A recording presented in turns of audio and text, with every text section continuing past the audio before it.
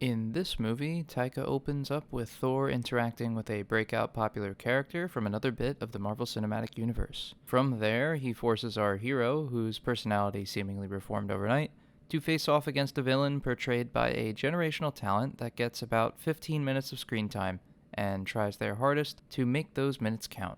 Unfortunately for the viewer, they can't carry this thing to success on their own. The story consists of two unrelated comic arcs mashed together for the sake of providing excitement and introducing another hero's story into the MCU. Neither of these arcs are handled particularly well, and both are quite obviously rushed and in need of a lot more time to develop. The hodgepodge screenplay is held together by the quirky brand of Waititi humor that eventually overstays its welcome and is forced into places where it simply shouldn't be. It is very obvious that they would have rather made a comedy than this movie about cataclysmic and serious subject matters. These issues can mostly be attributed to Marvel letting directors carry their worst tendencies way too far, while not letting them have any expression to create what makes their other films uniquely theirs. Because if there's one thing the MCU has yet to be able to do 9 times out of 10, it's genuinely put itself out there without being desperate to call out how goofy and stupid it is for simply existing. Well, there's the recap for Thor Ragnarok. Guess I'll talk about Thor Love and Thunder now. Oh, wait, I already did. If you've seen discussions and promotions for this movie online, it probably won't surprise you when I say that this movie actually looks like dog shit in multiple places. Marvel continues to overwork its visual effects sweatshops for a rushed final product that looks like it belongs next to The Rock in The Mummy Returns. Yet they continue to get away with it because, for whatever reason, everyone lets them. I mean, this is no disrespect to the actual visual effects employees who are putting in the hard and long hours to actually get these things done. They deserve more time and better pay for having to deal with this. It is quite frankly depressing to see videos of Waititi laughing and mocking the VFX scenes from the movie, because not only is it insulting to these workers, but it also just comes off as not really caring about the final product that you're putting out there.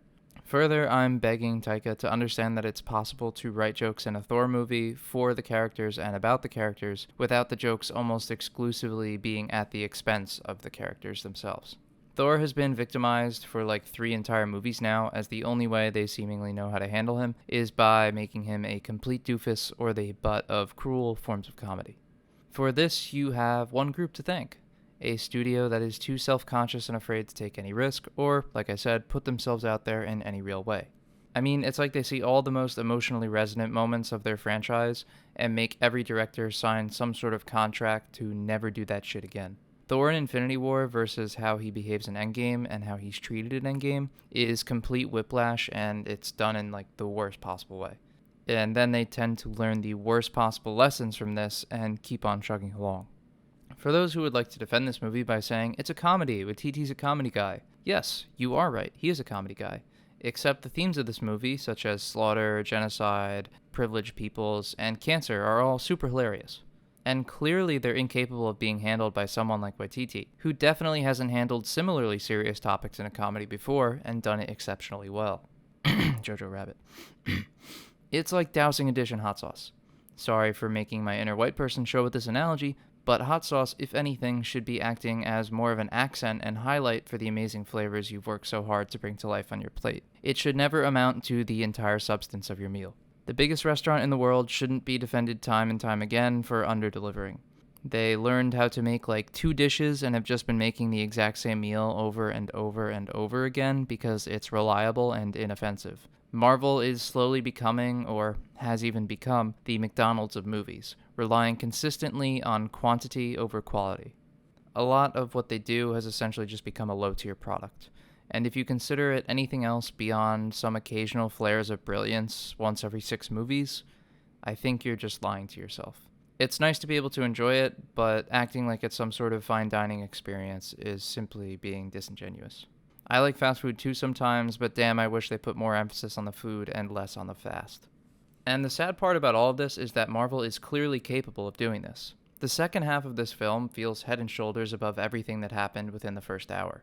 Christian Bale gets to actually do something, Hemsworth and Portman have some really solid scenes together, and there are a few moments of genuine emotion.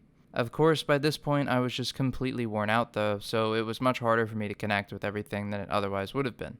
But even Chris Hemsworth's daughter, who is essentially a non-character in the movie, got some pretty well done bits of scenes in this.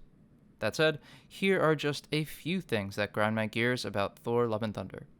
First would be the 3 separate exposition narration sequences from Korg. These exist because there is literally not enough time to otherwise fit the rushed story into the movie's very short runtime. Second would be the minuscule amount of time you actually get to spend with the antagonist. Gorr the God Butcher ends up butchering approximately 1 god on screen. You can feel with the first scene he's in, they are just checking off the mandatory backstory boxes as quickly as they can. Why are they moving so fast? Third, they're moving so fast because we'd rather spend 2 minutes of screen time doing an actual parody of Thor Ragnarok. Yep, the Asgardian play is back, and really overstays its welcome this time around. We also spend another couple of minutes touring New Asgard, which has apparently been turned into a theme park tourist destination. This isn't in any way relevant to the story or anything, it's just important so that when Disney opens this exact section in their own park in the future, it makes sense. Once again, product over film. Fourth would be Russell Crowe. He was fine as Zeus, I guess, but his voice was just grating to me, to say the least. He sounded like he should have been wearing a monochromatic Adidas tracksuit or asking his cousin Nico if he wanted to go bowling. Fifth would be the amount of real estate that is granted to jokes that just keep on going and going as opposed to anything emotionally resonant in this film. It's fine, the jokes land well enough, I suppose, but it's really annoying when something feels rushed, but you know it's rushed solely so that they can do the screaming goat joke from like 2017 a dozen times. Just makes it feel really shitty. You shouldn't sacrifice your story for a laugh, in my opinion. Sixth would be that they did the screaming goat joke from 2017 in 2022. Seventh would be many moments of this movie just feel so manufactured that it pains me. The amount of Guns N' Roses needle drops is just annoying. The only one that felt interesting was the use of November Rain. Everything else was simply low-hanging fruit that felt lazy and that Taika had discovered the band last week and was just completely obsessed with it. Someone needed to rein this in, but that person must have been MIA. This, compared to the 2 big needle drops in Stranger Things Season 4, were completely different feelings for me. One show feels earned and thematic, and the other is this. Eighth is that I could not tell you whether or not this movie had an original musical score, and I am writing this review only 2 days after having seen it. Ninth would be that they did the "he's behind me, isn't he?" That was an actual line in the movie. Comedic brilliance. Film TikTok is going to have a field day with this one. My last and biggest complaint is that there is a good movie in here somewhere. We managed to see some great scenes of it here and there. Moments with Jane and Thor are for the most part really resonant. Their natural chemistry is dialed up a notch with this sense of urgency from Jane's cancer diagnosis, and it's nice to see them back together. Jane's main arc is also pretty poignant to me, even though there's a minuscule amount of time spent on it. The idea of choosing to live out one last adventure instead of her choosing to survive a shell of a life constrained by chemotherapy and a stagnant drip of IV really worked for me and felt super impactful. But I honestly believe that as of right now, this says more about me than it does about the quality of the writing. Thor's arc of trying to care about people is also given minimal time, but it's a good idea on paper. I can at least be glad the Thunder God has a purpose again and seems to have reconnected with his heart by the end of the film. I'd also like to compliment the sequence on the comet in the Shadow Realm, as that was probably the highlight of the film for me.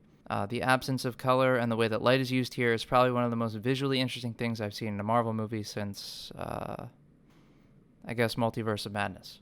I don't have much else to really say here other than that it is difficult to connect with a movie that at times feels embarrassed to exist more than it feels like it wants to tell you a compelling story. Sure, it's entertaining, I guess. There are worse ways to spend 2 hours and $14, but this is entirely milquetoast.